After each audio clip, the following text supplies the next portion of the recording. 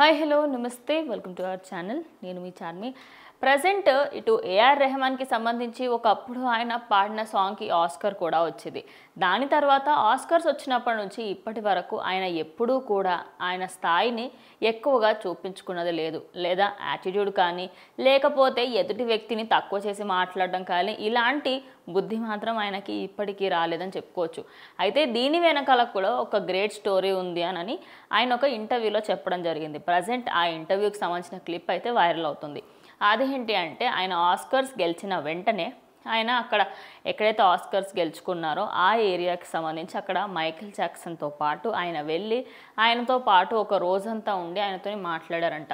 అంటే దేశంలో జరిగే ప్రతి ఒక్క విషయం గురించి అలాగే ఇండియా గురించి కూడా ఆయన మాట్లాడడం జరిగిందంట.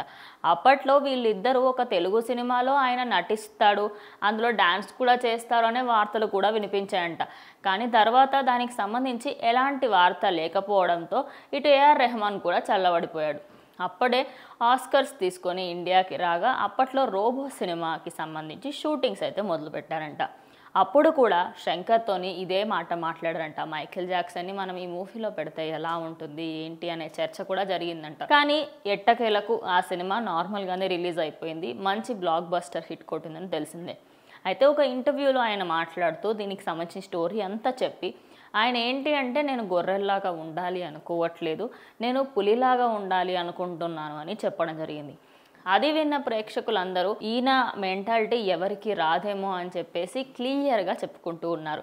సో ఏఆర్ రెహమాన్ అనగానే మనకి పాతకాలం నుంచి అంటే 90s కిడ్స్ అయినా 80s కిడ్స్ అయినా అలాగే ఇప్పుడు ఉన్న 20s కిడ్స్ అయినా సరే ప్రతి ఒక్కరికి కూడా ఆయనకున్నంత ప్రేమ ఎవరి మీద ఉండదని చెప్పొచ్చు. అంత మంచి సింగర్. అండ్ అలాగే ఆయన మ్యూజిక్ ఎలా ఉంటుంది అంటే ఎవరైనా మెస్మరైజ్ అయిపోవచ్చు, అంత మంచి మ్యూజిక్ అందిస్తూ ఉంటారు.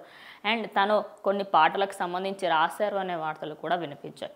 సో ఇలా చెప్పుకుంటూ పోతే అటు సినీ ఇండస్ట్రీలో ఆయన పాటలు కానీ ఆయన మ్యూజిక్ కానీ ఆల్ ఓవర్ వరల్డ్ మొత్తంలో ఫేమస్ అని చెప్పొచ్చు. అందుకనే అప్పట్లో ఫస్ట్ ఆస్కర్ మనకి బాలీవుడ్ నుంచి అటు ఏఆర్ రెహమాన్కే వచ్చింది. అయితే ప్రజెంట్ ఇటు మైకేల్ జాక్సన్తోని అండ్ అలాగే ఏఆర్ రెహమాన్కి వీళ్ళిద్దరి మధ్యలో ఉన్న సంబంధం గురించి సోషల్ మీడియాలో చక్కర్లు కొడుతున్న వార్త ప్రజెంట్ ట్రెండింగ్గా ఉంది. సో దీనిపైన మీ అభిప్రాయం ఏంటనేది కమెంట్ చేయండి.